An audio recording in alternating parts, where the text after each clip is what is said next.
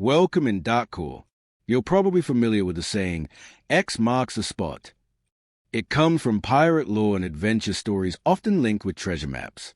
They may be out of fashion these days, but that doesn't stop countless antiquity hunters from searching through hills and fields daily.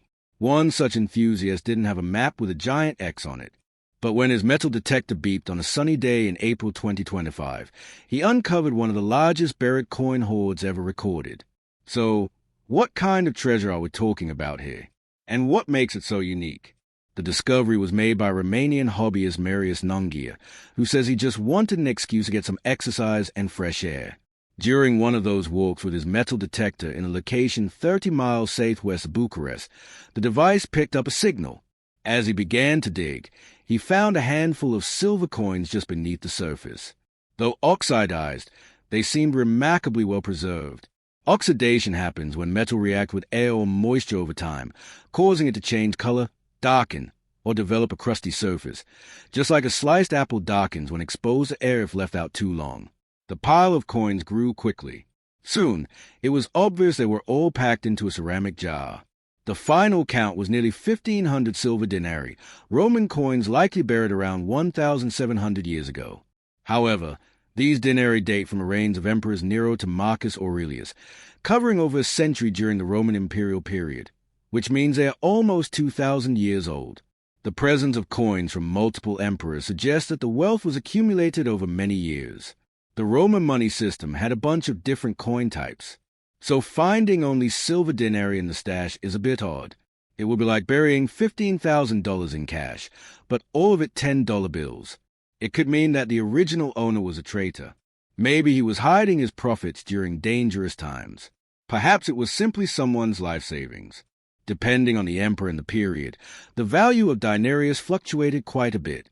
So 1,500 denarii could have been either a comfortable retirement fund or not nearly enough. In the 1st century, one silver denarius could get you 12 loaves of bread. And if you have 5 of them, you could buy an amphora full of wine. An amphora was a large 2-handled ceramic jar used to store and transport wine, oil, or grain. And it seems to be the type of vessel in which this treasure was buried. Though amphora were made in many different shapes and sizes, the Romans eventually standardized them as a unit of measurement, with one amphora being roughly equal to 7 gall of liquid. The spot where the jar was buried wasn't tampered with. This might indicate that the hoard remained undetected all this time, but the amphora had already been broken when it was found. But why would it be broken? And what could that mean?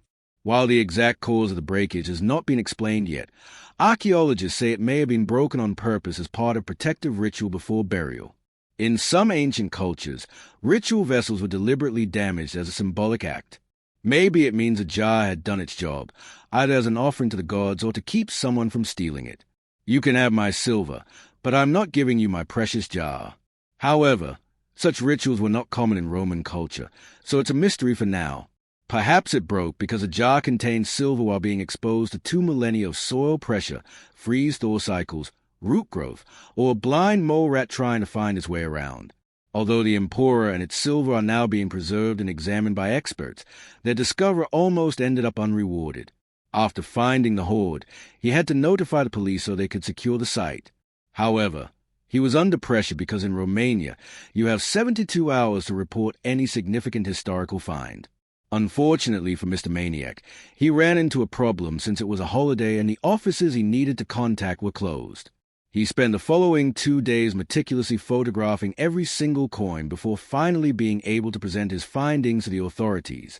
While the exact amount of prize Mr. Maniac might receive isn't publicly known, Romanian law typically awards 45% of a discovery's appraised value to the finder. Not a bad outcome for what started as a casual walk with a metal detector. Meanwhile, the site itself had been declared an archaeological zone, and any future digging will be done under expert supervision, which means that this story might have a follow-up one day. But for now, let's focus on what makes metal detectors beep, and see if there are more hidden troves to be found around the world. Today, most hobby-grade detectors rely on something called VLF technology, where VLF stands for very low frequency. When you sweep the detector over the ground, its coil sends out an invisible magnetic field. If something metallic is within that field, for example, a nail, a discarded wedding ring, or ancient Roman silver. It bounces back a signal. The device picks that up and beeps to let you know something's there. The stronger the signal, the closer or bigger the object probably is. Basically, it's using electromagnetic induction to make buried metal respond, like calling into a cave and listening for the echo coming back at you. Fun fact, bats use a similar principle to detect what's in their environment, but with sound. It's called echolocation. If you yell in a cave and disturb a bat, it might send out high-pitched clicks that bounce off objects and return as echoes, helping them pinpoint everything around them. Doesn't matter if it's a tiny insect or a pesky human in complete darkness. Metal detectors use magnetic waves. Bats use squeaks and echoes. Now, if all this got you curious about grabbing a detector yourself, what are some major locations to consider? Mr. Maniac simply went for a walk, but for many, it's a rewarding hobby that helps history and also pays off well. And not just in Romania, but all over the world. In the UK, regions like Norfolk, Suffolk, and Lincolnshire have become hotspots where enthusiasts regularly uncover Roman coins, Viking relics, and medieval artifacts. During the Iron Age, burying valuables was a common practice. Some researchers think it was done as a way of storing valuables. Others think it was part of a ritual, but either way, many of those hoards could still be there. France also has plenty of stuff hidden beneath the ground, including ancient Roman and GIC treasures. In the Netherlands, someone recently uncovered a fragment of an extremely rare Viking sword. Scotland is no exception either, and findings like Peel's hoard give additional insights into the Bronze Age. If you don't feel like venturing alone, there are organized metal detecting tours available in various countries, offering guided access to historically rich sites. That's if you're planning to search for lost relics.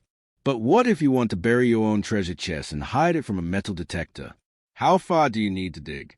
Most hobby-grade detectors can spot a large object close to 3 feet deep.